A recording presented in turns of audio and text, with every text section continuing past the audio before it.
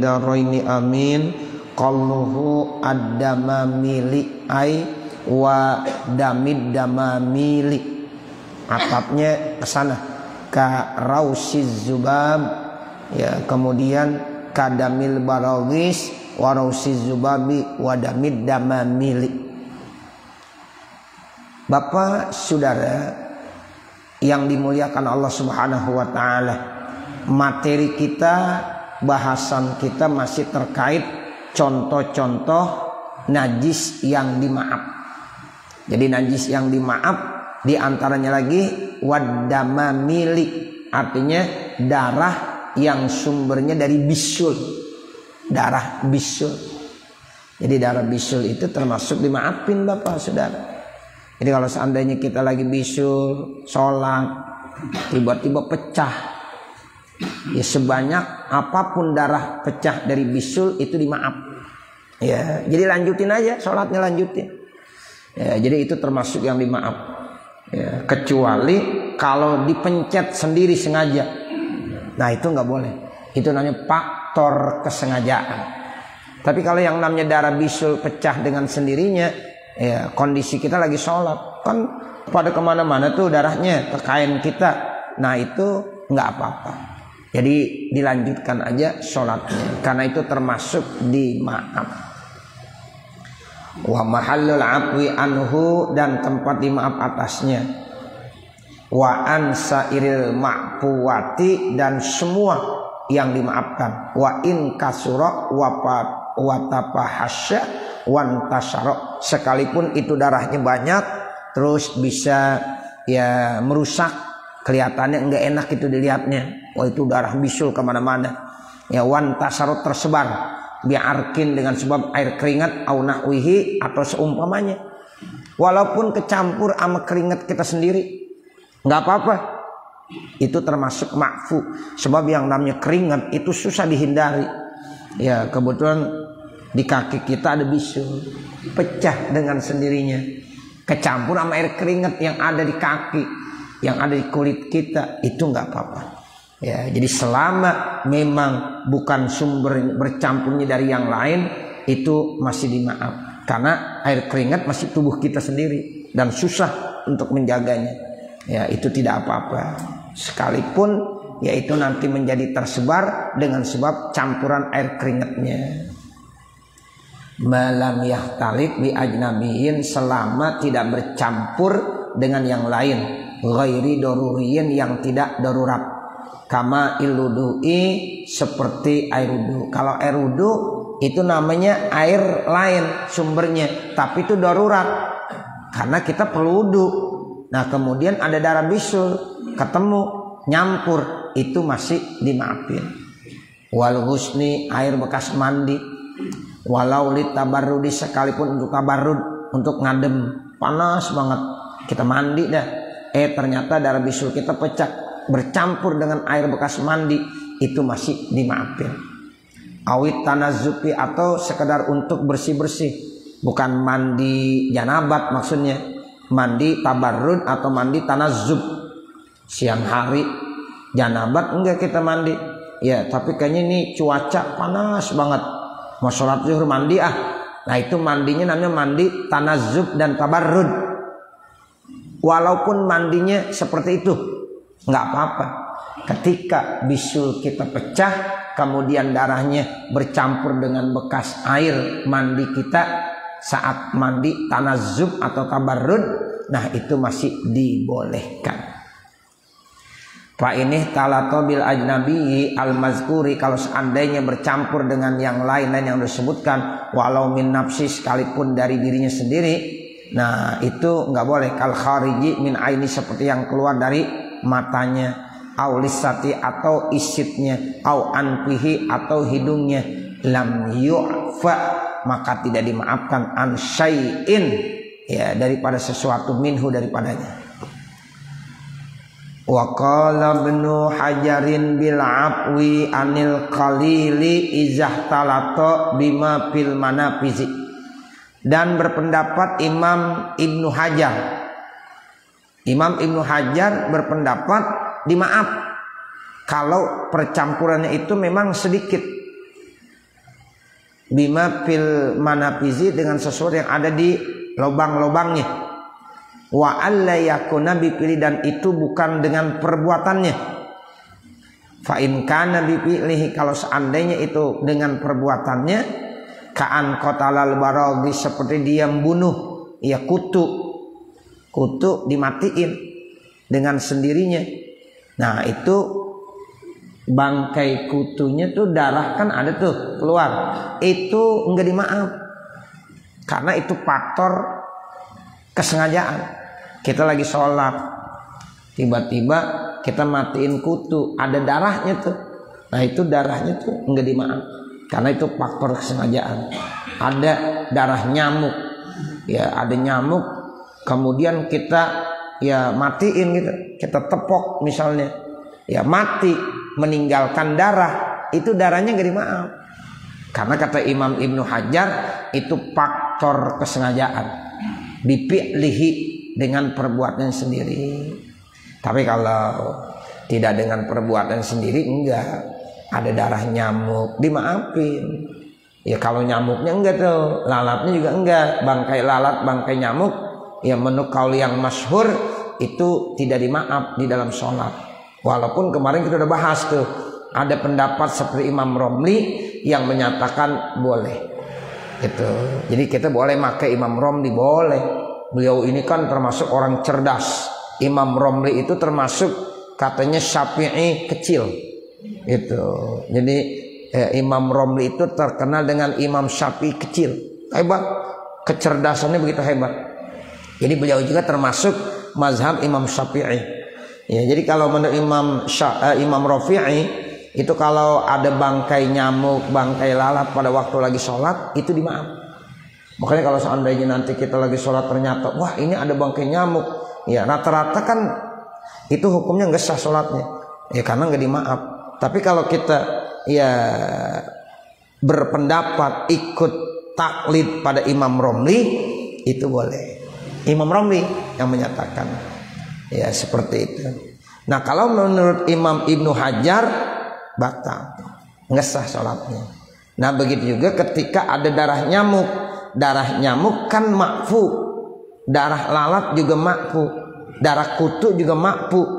Tapi kalau dengan faktor kesengajaan kita matiin ya sendiri, dipilih dengan pekerjaannya, kemudian meninggalkan darah dalam sholat, itu kata Imam Ibnu Hajar tidak dimaafkan.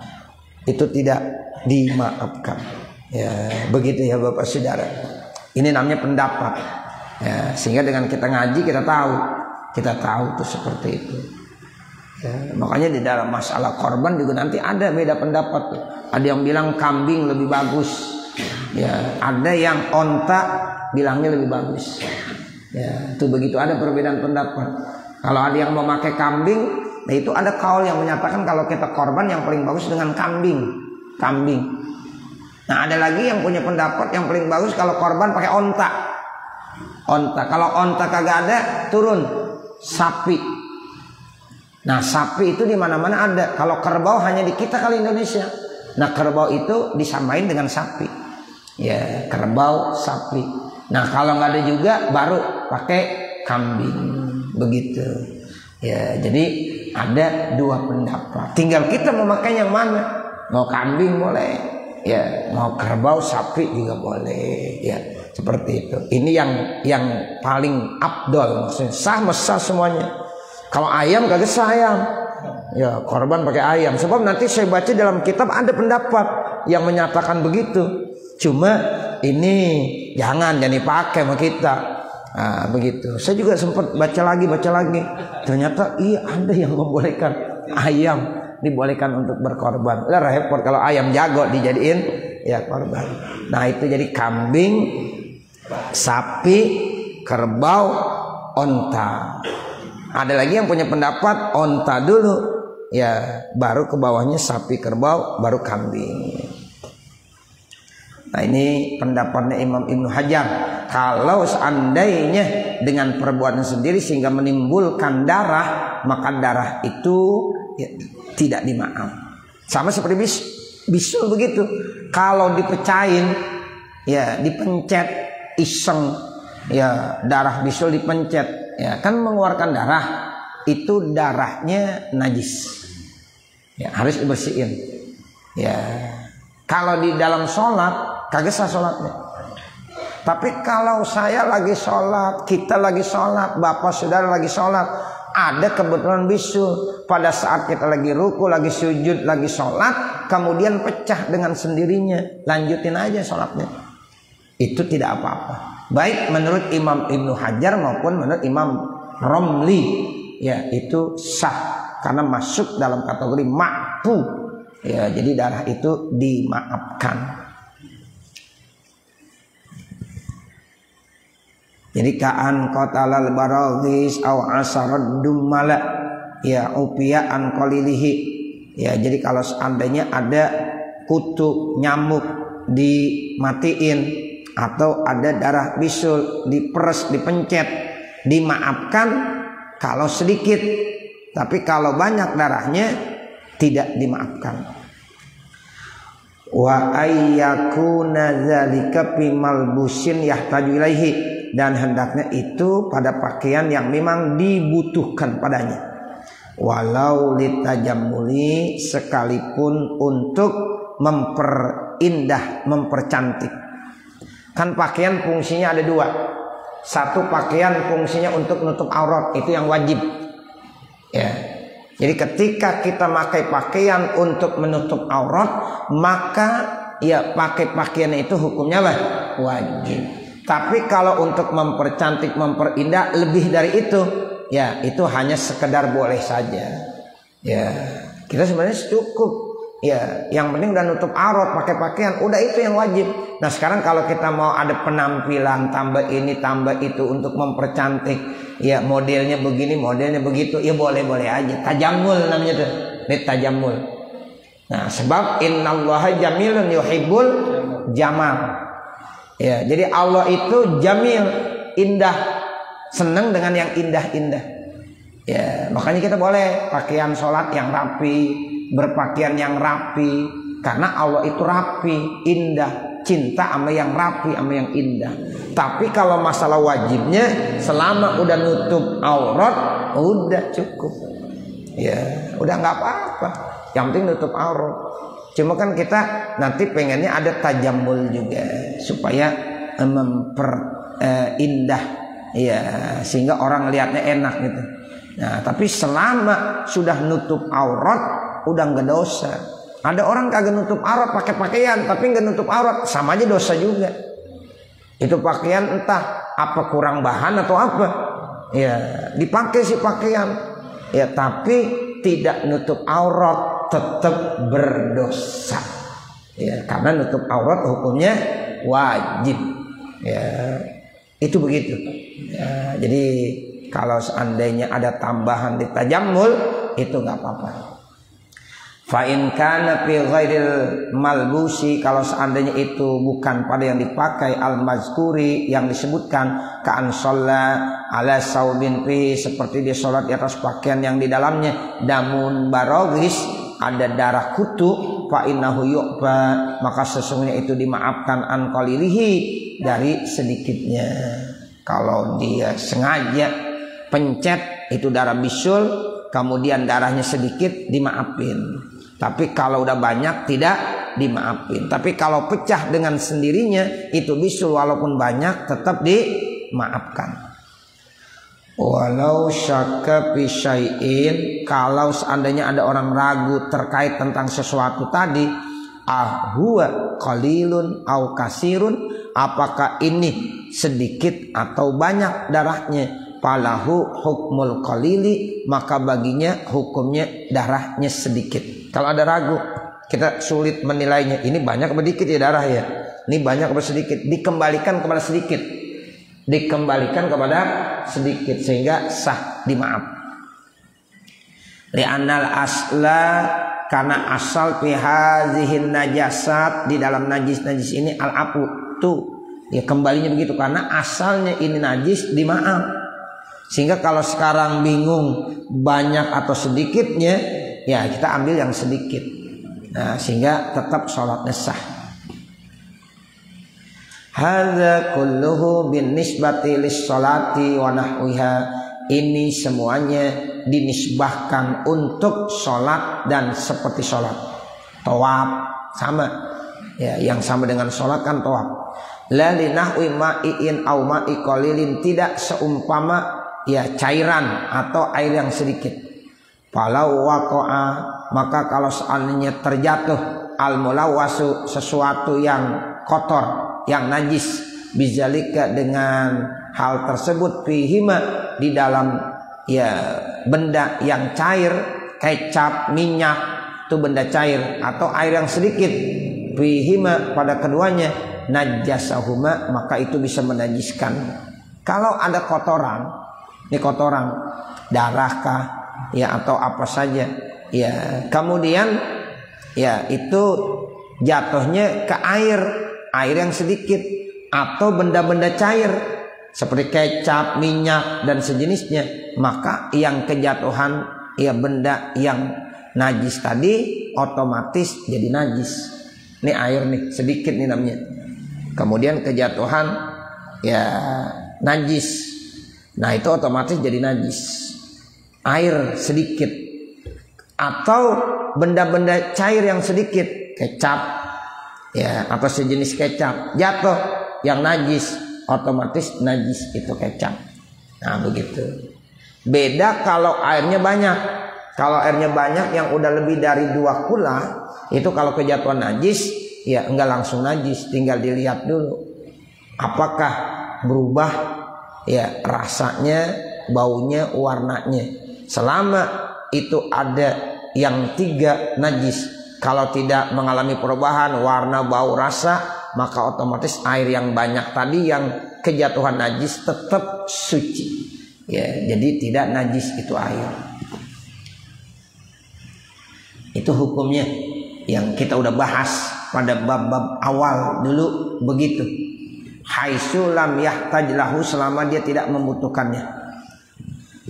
Walau ada khala yadahu fi inain, kalau seandainya ada orang memasukkan tangannya di dalam wadah bejana, lil akli minhu, untuk makan. Ini tangan kita kebetulan ada yang kotor, kita mau masukin ke wadah untuk makan, contohnya wahia ya mamlusatun, sementara itu tangan ya ada yang kotor, bizalika, dengan hal tersebut, lam yadurro, nggak apa-apa, bal yu'fa anhu, itu termasuk dimaafin, in kana nasian, kalau memang dia lupa. Fa in kana amidan, kalau seandainya disengaja, lam yu'fa anhu, maka tidak dimaaf, bal yatanajjas, bahkan itu menjadi najis, ma asobahu, apa yang terkena oleh tangannya. Tangan kita kotor, ada najis, kita lupa, pas makan main langsung aja, ini lupa, nah itu enggak najis, enggak apa-apa. Tapi kalau kita sengaja, ya ini emang tangan kotor, kita enggak cuci lagi, langsung aja makan, ya itu hukumnya najis. Berarti kita makan barang najis, nasi dan sejenisnya yang nempel di tangan kita, karena tangan kita najis, otomatis jadi najis. Nah kalau najis ya otomatis nanti kita makan yang najis, hukumnya haram. Kan makan najis hukumnya nggak boleh ya, haram hukumnya. Tapi kalau dia nasian, lupa, dia nggak sengaja lupa, itu orang lupa tuh dimaafin. Ya, ingat-ingat udah rapi makan, ya Allah tangan saya tadi kotor, ada najis, tapi saya belum cuci, saya makan aja. Bagaimana tuh makanan yang bercampur yang dipegang sama tangannya, udah termasuk makfu, dimaafin, karena itu faktor nasi, lupa. Tapi kalau amid, sengaja, nah itu tidak dimaafkan, dan itu hukumnya nggak boleh. Karena makan barang yang haram nggak boleh. Di antara yang haram yang najis. Ya, najis nasi sebenarnya kan boleh, tapi kalau bercampur dengan najis ya nggak boleh. Gitu. Air pada asalnya suci, tapi kalau bercampur dengan yang najis, jadi najis, kita minum, iya kagak boleh. Ya, itu minum yang hukumnya najis atau makan yang hukumnya ada najisnya tidak dibolehkan. Kalau tangan kita najis, otomatis wajib dicuci terlebih dahulu. Kalau dia lupa, itu namanya dimaaf. Tapi kalau disengaja, maka tidak dimaaf. Bahkan itu bisa menajiskan apa yang dipegang sama tangan tadi. Emang kan sunnahnya kita kalau makan nggak usah pakai apa-apa, langsung aja sunnahnya. Tapi lihat jenis makanannya juga, lihat jenis makanannya juga. Kalau nasinya ya yang enak dipegang, ya itu enakan pakai tangan. Kalau makan bubur pakai tangan, ya kagak pantas. Jangan bilang sunnah Nabi lihat juga. Ini orang kadang-kadang kagak paham, udah sunnah Nabi aja. Bubur, makan bubur pakai tangan. Ya malah jorok dilihatnya ya. Iya. Nah begitu. Jadi kita lihat situasi kondisi. Tuh al-hukmu yaduru ma'a illatihi.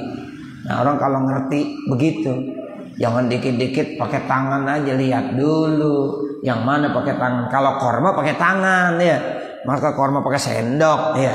Tapi kalau bubur ya itu pakai sendok. Sunnah Nabi ya, sunnah Nabi lihat juga di mana. Tuh begitu ya. Jadi tinjauannya seperti itu. Jadi ini semuanya termasuk ya dimaaf kalau memang dia ya memegangnya dengan tangan yang najis namun dia lupa, bukan faktor kesengajaan. Hadza ini huwallazi antamadahu Syekhuna Al-Hapani, yang dipegang oleh tuan guru kita Imam Al-Hapani, khilafan berbeda liman atlaqal afwa, bagi orang yang mengitlakkan secara umum, menyatakan udah dimaaf aja ya, nggak pakai lupa atau sengaja, pokoknya dimaafin aja. Tapi Imam Hapani bilang tinggal dilihat lupa atau sengaja. Kalau lupa dimaafin, kalau sengaja tidak dimaafin. Begitu komentar dari Imam Al-Hapani. Intaha qauluhu mulkhisan, qauluhu wal jarohat, darah jarohat, darah yang disebabkan oleh luka, ini juga dimaafin. Darah yang disebabkan oleh luka, ai masuk di sini juga wal hujama wal pasdi bimahallihi, darah bekas bekam. Kan kadang-kadang ada orang dibekam itu. Ya, kalau ada masih darahnya, sisa-sisanya darah bekam, itu termasuk dimaafin. Ya, kan artinya bekam itu mengeluarkan darah apa? Darah kotor. Itu termasuk pengobatan ala Rasulillah. Tapi yang benar, ya ada namanya hajama, ada pasad. Ya, ada namanya bekam. Ya, dibekam. Nah, itu darah bekas bekam, kan luka tuh nanti keluar darah. Nah, itu termasuk dimaaf. Wa min zalika damul halaqah al mukhtalif bima illabalah al ula, termasuk juga yang dimaaf darah disebabkan habis cukuran yang mungkin bercampur dengan air yang dikibas-kibaskan tuh sama tukang cukurnya. Kadang-kadang kita kalau cukuran kan nanti ada air. Nah itu nanti kan darah yang ada karena luka habis cukuran bercampur dengan air yang dibasahin sama tukang cukur, itu termasuk dimaaf. Jadi kalau seandainya nempel di baju kita, itu nggak apa-apa, kita pakai sholat dimaaf. Darah luka bekas cukuran, kan kadang-kadang ada tukang cukur udah hati-hati banget, tapi ada juga yang kecewes ya. Istilahnya kecewes ya. Iya. Kecewes dikit ya, keluar darah tuh. Nah kemudian bercampur dengan air, kayaknya tukang gunting kan biasa tukang cukur ada air sedikit yang dicampur, itu juga masih ya dimaaf. Ya itu namanya damul ya halaqah, darah sebabkan karena ya cukur, kemudian bercampur dengan air yang dibasahkan yang pertama. Tapi ya air yang pertamanya doang tuh, payok panhu, maka dimaafkan. Amal mukhtalitu bima illa balati saniyah, adapun kalau percampurannya dengan air yang kedua, basahan yang kedua, fala yu'fa anhu, maka itu tidak dimaafkan. Tuh begitu. Intaha, selesai. Nah, jadi darah ya karena luka bekas cukuran, karena kecoes, nah itu masih dimaafkan. Seandainya bercampur dengan air itu air yang pertama saja yang dimaafkan. Kalau air yang kedua bercampur lagi dengan air yang kedua tidak dimaafkan. Cukup saya kira sampai sini. Nanti baru qalluhu wal qayhi, darah ya nanah. Ya, nanti baru kita bahas. Mudah-mudahan apa yang kita baca ada manfaatnya. Amin ya rabbal alamin. Kita mohon kepada Allah Subhanahu wa taala, mudah-mudahan dengan barokah kita hadir di majelis ilmu, Allah berikan yang terbaik buat kita semuanya. Mudah-mudahan Allah panjangkan umur kita, Allah sehatkan badan kita, Allah luaskan rezeki kita, Allah mudahkan segala urusan-urusan kita, baik urusan kita di dunia maupun urusan kita di akhirat. Yang sedang sakit kita mohon supaya Allah sembuhkan penyakitnya, yang mudah-mudahan dalam kesulitan Allah berikan kemudahan dalam segala urusan-urusannya. Al-Fatihah. A'udzubillahi minasyaitonirrajim. Bismillahirrahmanirrahim. Alhamdulillahirabbil alamin arrahmanirrahim maliki yaumiddin. Iyyaka na'budu wa iyyaka nasta'in. Ihdinas siratal mustaqim, siratal ladzina an'amta 'alaihim ghairil maghdubi 'alaihim waladdallin. Rabbighfirli wa liwalidayya amin. Bismillahirrahmanirrahim. Alhamdulillahirabbil alamin hamdan yuwaffi ni'amahu wa yukafi'u mazidah. Ya rabbana lakal hamdu wa lakas syukru kama yanbaghi li jalali wajhikal karim wa li 'azimi sultanik. Allahumma shalli ala sayyidina Muhammad wa ala ali sayyidina Muhammad. Allahumma ighfir lana dzunubana wa li walidina wa li masyayikhina wa li muallimina wa liman lahu haqqun 'alaina wa liman ahabba wa ahsana ilaina wa lil hadirina wa likafatil muslimina ajmain.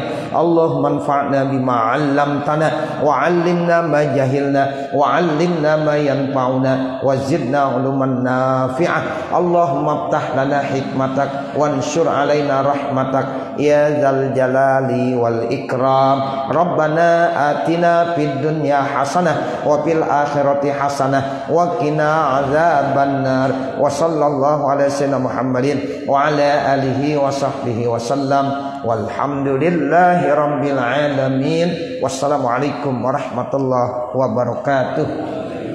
Bapak Saudara, ada yang terlupakan, kita baca Fatihah sekali lagi. Ada amanah, yaitu amal jariah. Amal jariah, ya mohon doanya buat almarhum Haji Asmawi bin Haji Aidih dan almarhumah Hajjah Mursinah binti Haji Muhammad Nur. Mudah-mudahan amal jariah yang diberikan oleh keluarga besarnya, ya mudah-mudahan Allah ya kabulkan segala doa-doanya. Mudah-mudahan almarhum dan almarhumah senantiasa ditempatkan di tempat yang sebaik-baiknya di sisi Allah Subhanahu wa taala. Kuburnya dijadikan raudhah min riyadil jannah. Al-Fatihah ala tilkan niyah wa ila hadratin Nabi Muhammadin sallallahu alaihi wasallam. Al-Fatihah. A'udzu billahi minasyaitonir rajim. Bismillahirrahmanirrahim. Alhamdulillahirabbil alamin arrahmanir rahim maliki yaumiddin. Iyyaka na'budu wa iyyaka nasta'in. Ihdinas siratal mustaqim, siratal ladzina an'amta 'alaihim ghairil maghdubi 'alaihim waladdallin. Rabbighfirli wa liwalidayya amin. Sekian, terima kasih. Wassalamualaikum warahmatullahi wabarakatuh.